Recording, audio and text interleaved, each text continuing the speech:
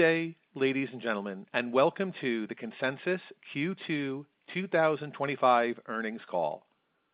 My name is Tom, and I will be the operator assisting you today. At this time, all participants are in a listen-only mode.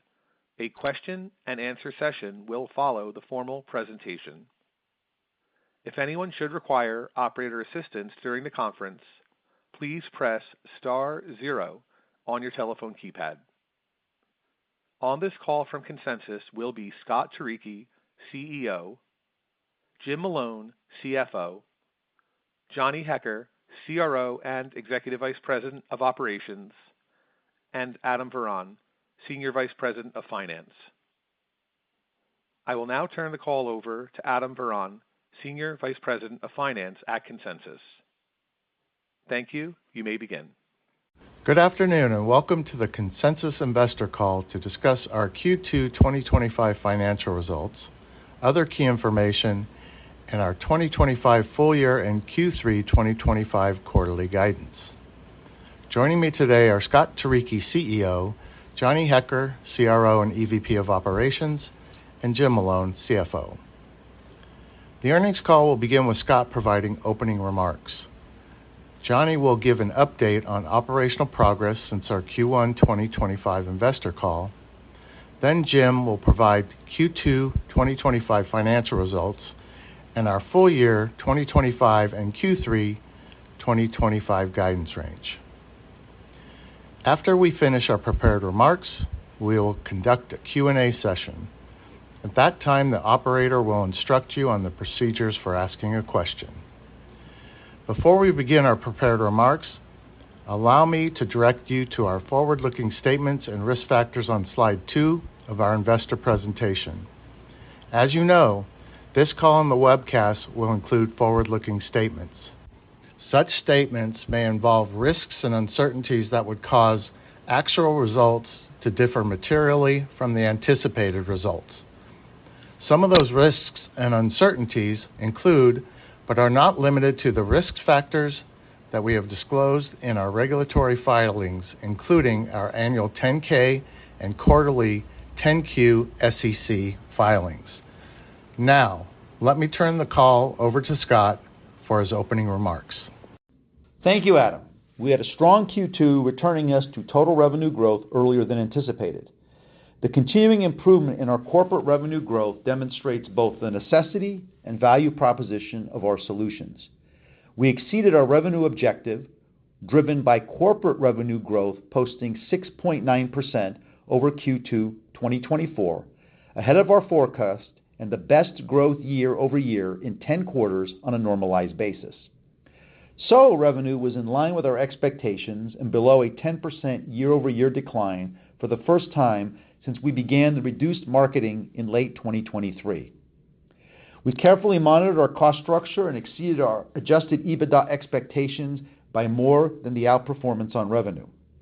We delivered a robust 54.8% adjusted EBITDA margin, near the top end of our 50 to 55% range. We remain committed to our goals that we outlined in February of this year, which include pursuing the acquisition of customers primarily in the healthcare space for our corporate channel and driving revenue growth in excess of 6.25% this year. 2, manage our corporate cost structure while making modest investments primarily in our go-to-market operations for the benefit of 2026 and beyond. 3, putting a bank loan in place for the retirement of the remaining 6% notes due October 2026. And finally, managing the SOHO channel for cash flow efficiency, which we began last year. As previously announced, we concluded in early July a $225 million bank facility that we will utilize to retire the 6% notes in part due October 2026. The loan consists of 2 pieces, a $75 million revolver and a $150 million term loan. We expect that our borrowing costs, which are SOFR-based, will be similar to the current costs of the 6% notes. Johnny will provide more detail in his portion of the presentation regarding the operational results for Q2. I'm pleased that our corporate channel exceeded our revenue expectations and hit a growth rate in excess of our target. This success was driven by strong usage, improved revenue retention, new customer acquisition, and increased contribution from our advanced products. In addition, eFax Protect had record signups, which seems to be a trend each quarter. In addition, at the VA, we continue to see more facilities come online and record level of usage. All of these contributed to the 6.9% year-over-year growth. While revenues for the SOHO channel declined in the quarter as anticipated, I am pleased to report that it was the slowest rate of decline since we began the program to reduce marketing costs. We maintained our discipline on the cost side, generating an adjusted EBITDA margin of 54.8%, more than 100 basis points ahead of our Q2 expectations. I would note that we would expect a lower margin in Q3 due to a seasonal increase in costs associated with our upcoming year-end audit and the hiring of additional employees, especially in our go-to-market operations that we discussed when we released our annual guidance in February. Free cash flow was $20.3 million in the quarter, up 29% from Q2 2024, due to excellent management of our receivables, low estimated tax payments, and lower interest expense than a year ago. We now expect our free cash flow in 2025 to exceed the $85 million of free cash flow in 2024. We were able to repurchase an approximate $6 million of debt in the quarter. As we have stated previously, liquidity is modest in each tranche, both of which trade at or near par. We were able to repurchase approximately $12 million of our common stock during the quarter at a valuation of approximately 5 times adjusted EBITDA, which we view as attractive. Before turning the call over to Johnny, I would like to comment briefly on the One Big Beautiful Bill Act that was signed into law on July 4th. We are studying the impact of the bill, particularly with respect to the anticipated cuts to Medicaid and Medicare over the next 10 years, and how those cuts may generally impact providers, especially the smaller practices in rural areas. While the cuts do not start until late 2026, we understand that some providers are already making anticipatory cost-cutting decisions. We believe that we are well positioned to assist those efforts to reduce cost structure, which we know is one of utmost importance right now. Moreover, the need for health care does not evaporate in these scenarios. It merely shifts locations, predominantly to emergency care facilities. We have a large, diverse base of customers in all care settings, such as providers, payers, doctors' practices, labs, pharmacies, etc., including those in the emergency care facilities with little customer concentration. We will closely monitor the situation as it unfolds. I will now turn the call over to Johnny to provide you more operational details. Thank you, Scott, and hello, everyone. In my remarks, I will cover key performance indicators, including revenue and customer metrics, as well as our go-to-market strategies for the corporate and SOHO channels. I'll also touch on operational updates and provide some key highlights for the quarter. Our corporate channel continues to show robust performance and positive momentum. In Q2 2025, we saw revenue reach a record $55.3 million, a 6.9% increase over $51.7 million in Q2 of 2024, and another sequential increase from $54.3 million in revenue we've reported in Q1 of 2025. This was an exceptional quarter. While we anticipate continued growth, we don't expect it to maintain this accelerated year-over-year growth pace, especially considering our strong performance in Q3 of 2024. Nevertheless, this quarter's results, coupled with a strong sales pipeline across our entire portfolio of services, reinforce our confidence that we are well on our path to achieving double-digit growth for this business channel. Our Q2 growth is driven by several key factors. As a direct result of our focus on the healthcare industry, we're experiencing sustained and impressive growth within the healthcare vertical, which is becoming an ever larger portion of our total corporate revenue. Our strategic partnerships continue to yield significant contributions to our growth. Furthermore, we are particularly encouraged by the sustained expansion within our largest account cohorts, including both strategic and public sector clients. I am pleased to announce that our trailing 12 months revenue retention rate has reached 102%. This is up from 101% in the previous quarter, keeping us on track with our 100% target and marking a substantial year-over-year increase from 99% in Q2 of 2024. Our corporate customer base has grown to a record approximately 63,000 at the close of Q2, up 11% year over year. This is an increase from approximately 60,000 at the close of Q1. As in the previous quarters, eFax Protect and the increasingly automated SOHO to corporate upsell option of our customers drive the growth in this metric. Together, they contributed over 5,800 new accounts during Q2 to the SMB cohort. Corporate ARPA was $301 for the quarter from $307 in the previous quarter and $310 in Q2 of 2024. Corporate ARPA is simultaneously bolstered by significant enterprise clients, such as the Department of Veterans Affairs, and tempered by the account expansion and achievements within our smaller SMB cohort. Our strong corporate performance is multifaceted, demonstrating success at every level of the market. The combination of robust revenue growth and high retention rates among our enterprise clients, paired with the steady expansion of our SMB customer base, underscores our ability to execute effectively across the entire customer continuum. This balanced growth model provides significant stability, even in uncertain market conditions, and strengthens our overall market position.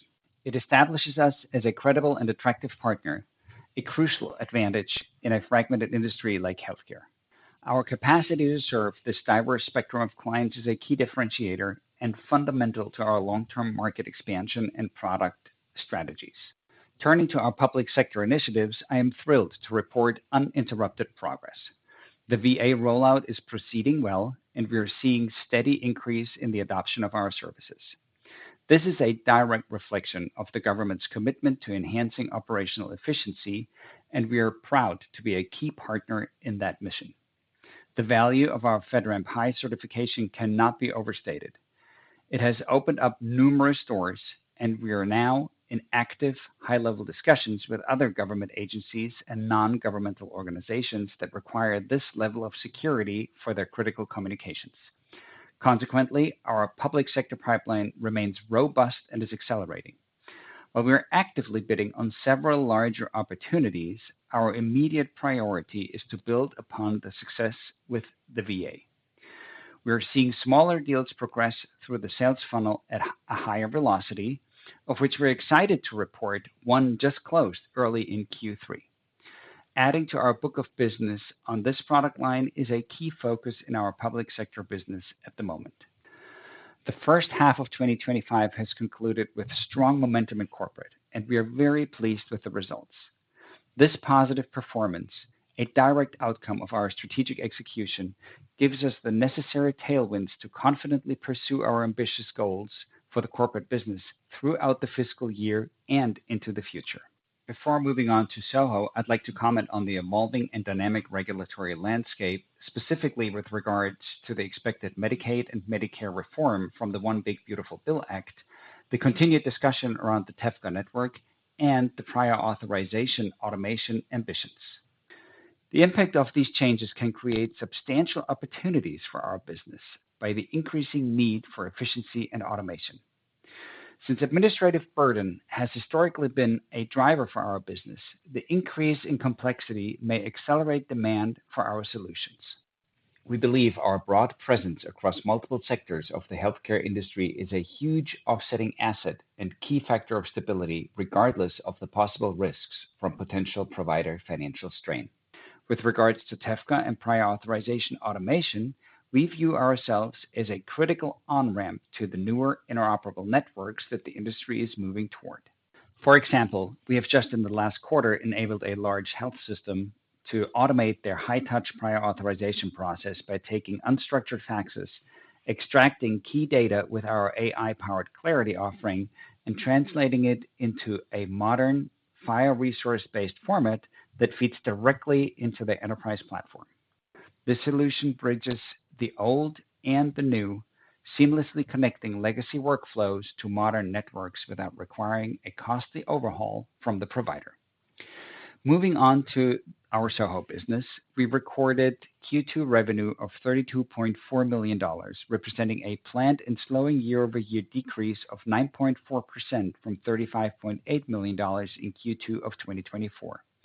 This is a slight sequential decrease from $32.9 million in Q1 of 2025, reflecting our continued strategic focus on optimizing profitability and maximizing the efficiency of our advertising investments in this channel.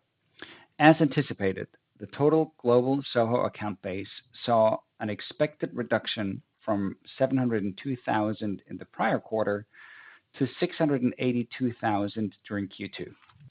SOHO ARPA for Q2 2025 was $15.62 compared to $15.39 in Q1 of 2025. Our SOHO cancellation rate in Q2 of 2025 was 3.84%, up from 3.52% in the previous quarter. Our strategic focus in the SOHO channel remains squarely on optimizing customer acquisition for maximum profitability, with a close watch on metrics like return on advertising spend and LTV to CAC. I want to provide some color on the recent volatility in our SOHO cancel rate, which we see as a direct result of our strategic execution. There are two primary drivers. First, as we continuously refine our acquisition strategy, we're attracting a more diverse mix of customers with varied usage profiles. This includes an increase in limited use customers from certain channels, a cohort we welcome as long as they meet our strict profitability thresholds. Second, the outstanding success of our corporate e-commerce channel allows us to more effectively guide customers to the right product from their very first interaction.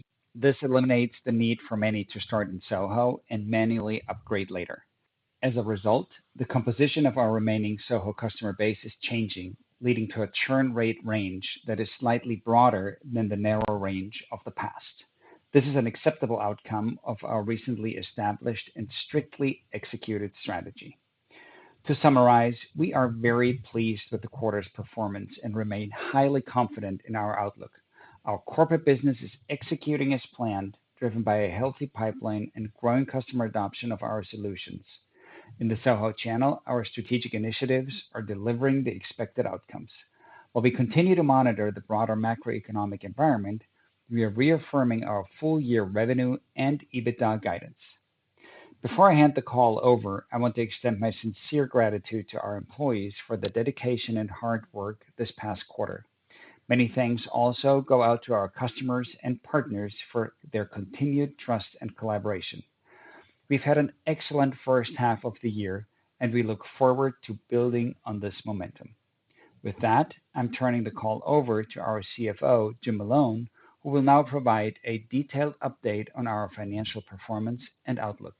Jim. Thank you, Johnny, and good afternoon, everyone. In our press release and on this call today, we are discussing Q2 25 results and guidance for Q3 25 and full year 25. We expect to file our 10-Q by close of business today. I'll begin with our corporate business results. Q2 25 was another strong quarter for corporate, with revenue of $55.3 million, an increase of $3.6 million, or 6.9% versus prior year, performing ahead of our expectations. This represents the highest corporate growth year over year in the past 10 quarters on a normalized basis. As Johnny stated, we continue to see growth in our healthcare vertical and strong demand for our core digital fax product. Q2 25 corporate ARPA of $301 from $307 in Q1 25 and $310 in Q2 24 is in line with expectations. Corporate ARPA varies across our customer continuum based on the mix of customers that range from the lower end of the continuum through large enterprise clients such as the VA. Therefore, ARPA is pressured as the eFax Protect base continues to grow within the lower SMB cohort base. Our record Q2 25 corporate revenue delivered a trailing 12-month retention rate of 102%, 300 basis points and 100 basis points improvement from the prior comparable period, and Q1 25, respectively.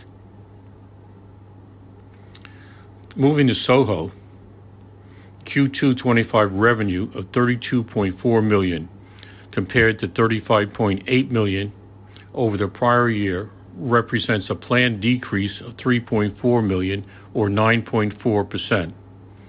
We continue our strategic focus on optimizing advertising spend and profitability in the Soho revenue channel. I would like to note that in the current period, we eliminated dormant accounts not contributing to revenue from the number of Soho customer accounts. The prior year period has been revised for consistency with the current year, and all metrics calculated based on the number of customer accounts, including ARPA and monthly churn percent, are calculated based on the revised number. As a result of this change, the prior year period of Soho customer accounts decreased by 26,000. Again, I'd like to reiterate that the elimination of dormant accounts had no impact on revenues. Based on the adjusted customer accounts noted, Q2 25 ARPA of $15.62 had a modest improvement from the prior year comparable period of 17 cents and a sequential improvement of 22 cents. The Soho cancel rate was 3.84% versus 3.55% in the prior comparable period. The increase, as Johnny stated, is due to the improving funnel effect and success of the eFax Protect and a marginal shift in marketing dollars towards a customer that is more profitable but has a shorter life. Moving to consolidated results. Consolidated revenue of $87.7 million represents an increase of $0.2 million or 0.3% versus Q2 24 and returning us to total revenue growth earlier than anticipated. This is the first quarterly year-over-year consolidated revenue increase in 8 quarters. Adjusted EBITDA of $48.1 million is a decrease of $1 million or 2.1% versus Q2 24, primarily driven by planned headcount. We delivered a healthy 54.8% adjusted EBITDA margin, or approximately 135 basis points, favorable to the midpoint of our Q2 25 guidance range. Q2 25 adjusted net income of $28.4 million is an increase of $0.9 million or 3.2% versus Q2 24, primarily driven by lower interest expense and depreciation and amortization, offset in part by adjusted EBITDA and a higher share count. Adjusted EPS of $1.46 is favorable to prior year by 2% or 3 cents, driven by the items mentioned and a lower share count. Q2 25 non-GAAP tax rate and share count was approximately 21% and 19.5 million shares respectively. Capital allocation. Free cash flow. Q2 25 free cash flow is $20.3 million versus $15.8 million in the prior comparable period, primarily driven by operational performance. CapEx of $8 million was down $0.6 million or approximately 7% versus the prior year. Cash and cash equivalents. We ended Q2 25 with cash of approximately $58 million, which is sufficient to fund our operations and repurchases of equity and debt. Equity repurchases. In February 25, the board approved an extension to the previously approved program for another 3 years and up to $67 million. In Q2 25, we repurchased 546,000 shares for $12 million, bringing the total to date equity purchases of approximately 1.6 million shares for $45 million. Bond repurchases. As mentioned in our November 23 earnings call, we announced a $300 million three-year bond repurchase program.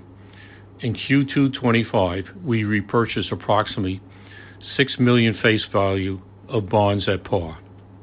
Our continued strong cash flow has allowed us to repurchase approximately 223 million face value bonds for approximately 209 million of the cash in the program to date, with approximately 77 million remaining under our current authorized program. Debt refinance. As noted in our 8K filed on July 14, 25, we concluded a $225 million bank facility that we will utilize to retire our 6% notes due October 26. The loan consists of a $150 million delayed draw term loan plus a $75 million revolving credit facility. Interest rate is SOFR plus applicable margin based on total net leverage ratio. We expect our borrowing cost to be similar to the current cost of the 6% notes. Executed a 3-bank club deal, including standard covenants. The new credit facility credit agreement will be filed with our 10Q. Moving to 25 guidance. We're reaffirming 25 full-year guidance for revenue and adjusted EBITDA, while raising our adjusted EPS range as follows. Full-year revenue between $343 million and $357 million, with $350 million at midpoint. Adjusted EBITDA between $179 million and $190 million, with $185 million at midpoint. Adjusted EPS between $5.25 to $5.65, with $5.45 at midpoint, an increase of approximately 23 cents. Full-year estimated share count and income tax rate are approximately 19.4 million shares and a tax rate between 20.5% and 22.5%, with 21.5% at the midpoint. Please remember that, as previously mentioned, our 25 guidance and actual results exclude foreign exchange gain or losses on revaluation of intercompany accounts. Moving to Q3 25 guidance. Revenues between $85.9 million and $89.9 million, with $87.9 million at the midpoint. Adjusted EBITDA between $44.4 million and $47.4 million, with $45.9 million at the midpoint.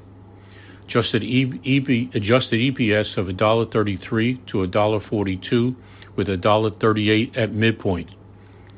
Estimated Q3 25 share count and income tax rate are approximately 19.1 million shares and a tax rate between 20.5% to 22.5%. This concludes my formal remarks, and I'd like to turn the call back to the operator for Q&A. Thank you. Thank you. We will now be conducting a question and answer session. In the interest of time, we ask that you please limit yourself to one question. If you would like to ask a question, please press star 1 on your telephone keypad. A confirmation tone will indicate your line is in the question queue. You may press star 2 if you would like to remove yourself from queue. For participants using speaker equipment, it may be necessary to pick up your handset before pressing the star keys. One moment, please, while we begin. And the first question today is coming from David Larson from BTIG. David, your line is live. Please go ahead. Hi, this is Jenny Shen on for Dave. Thanks for taking the question and congrats on the quarter. I was just wanting to know more of your thoughts on demand and the pipeline. We've seen all the major hospital systems report, and they've faced some tough quarters. They're seeing a slowdown in year-over-year growth in volumes. Just any of your thoughts on discussions with the hospitals? Is this translating into more cautious spending, more cautious budgets, or have you not seen that impact at all? Thanks. Hi, Jenny. This is Johnny, and thanks for the question. I think it's a really good question. Currently, we're not experiencing what you're seeing. So actually, we were able to close some significant deals just very recently with large health systems and hospitals. So we're not experiencing that they're slowing down. As I mentioned on the call, there's really two things that are important to say here. One is, first of all, we're serving a very, very broad spectrum of healthcare customers across multiple subverticals. So on the one side, it's healthcare providers, really starting from single physician offices all the way up to large health systems and everything in between. But then it's also payers, it's also PBMs and pharma distribution customers, and a lot of our customers are also in the healthcare IT space. So it's a very broad spectrum across any size of customer you can imagine. So we're not particularly impacted if one piece or one cohort of that market is potentially suffering a little bit at the moment. That's the one thing. The other thing is, with our services and what we're providing, we're really driving efficiency. There's oftentimes a clear ROI for those customers. They go through a POC, they test the product, and then they roll it out. So I think with lowering that administrative burden, with increasing efficiencies, and with saving costs, we are an attractive service even for providers that are suffering from a little bit more financial strain, as you just mentioned.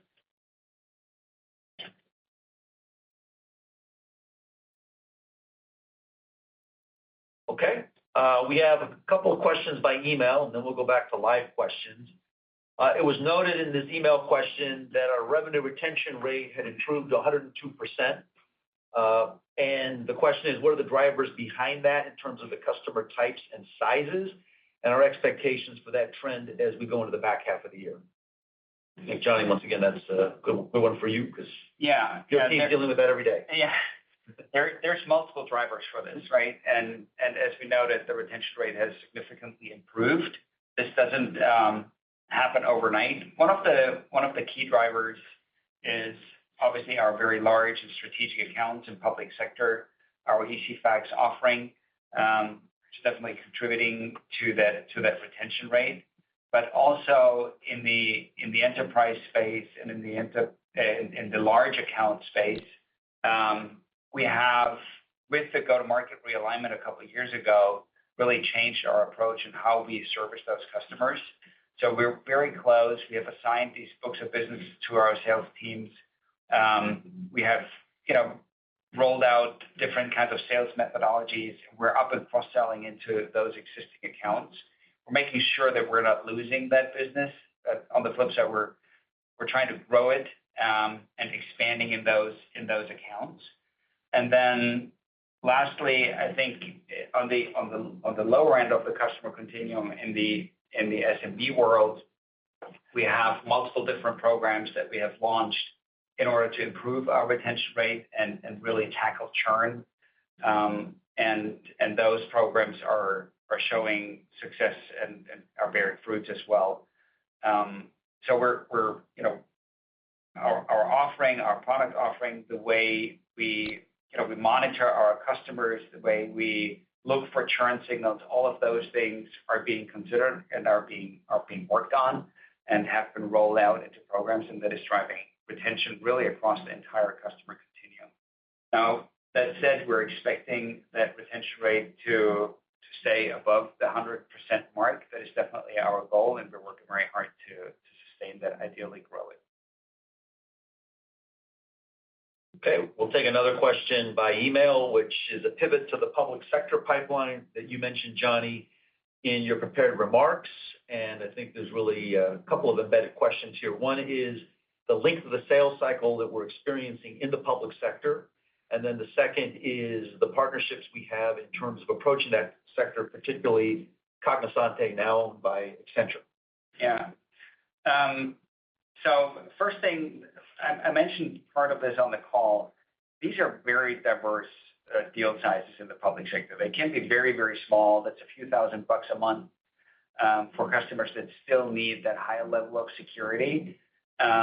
Obviously, those sales cycles are a lot faster, and we can, bring those customers. It's a couple of months, just like in the commercial space, to get through. We have very standardized contract terms, pricing, and all those kind of things. So we're able to process them quickly. That was the deal that we just recently closed. So an additional customer on that platform, which is a big win for us. There's others that we're working on that are, at the same speed. Once they get larger, and you talk to very large government agencies, they go through an RFI and RFP process, and sometimes go silent for 6-12 months. They wait till the next budgeting cycle. So these sales cycles, just like with the VA, it was multiple years until we were able to close that deal and then eventually roll it out, and really vary tremendously from a couple of months to multiple years. Now, the size is not the only thing that matters. Sometimes these larger deals can also move faster, but we're still early in our federal government sales program and learning as we go. But we do have a few RFPs that we have responded to, and we're hoping to close some more deals in the near future. And with regards to our partnership with Accenture and former Cognosante, Accenture Federal Services, that is working really well. We, if you've noticed, the cloud service providership was transferred over to us. We're now the listed cloud service provider on the FedRAMP marketplace. This makes sense because we're actually, the owner of the IP and the inventor of the technology. But besides that partnership is working really well. We're working very closely still with Accenture on many of these larger government deals. And on the smaller ones where it doesn't make sense for a large system integrator to participate, we do them by ourselves. Hey, Tom, you want to see if there's any other live questions? Certainly. And as a reminder to the audience, if you'd like to join the queue at this time to ask a question, please press star 1 on your keypad to join the queue. Once again, that'll be star 1 on your telephone keypad at this time. If you wish to join queue to ask a question, please hold a moment while we see if there are any further questions from the audience. And there are no further questions in queue at this time. As such, I would like to turn the floor back to Scott Turicchi, CEO of Consensus, for closing remarks. Great. Well, we appreciate you joining us today for the results of our second fiscal quarter and our outlook for the balance of the year. Keep posted. We do have, a virtual conference we'll be participating in about, actually next week. So stay tuned for that and other conferences that we have between now and November. We'll announce by press release, and then in early November, we'll have our Q3 earnings call. So thank you. And if you have any of the further questions that you didn't have a chance to ask now, you can email us and we'll get back to you. Thank you. This does conclude today's conference call. You may disconnect at this time and have a wonderful day. Thank you once again for your participation.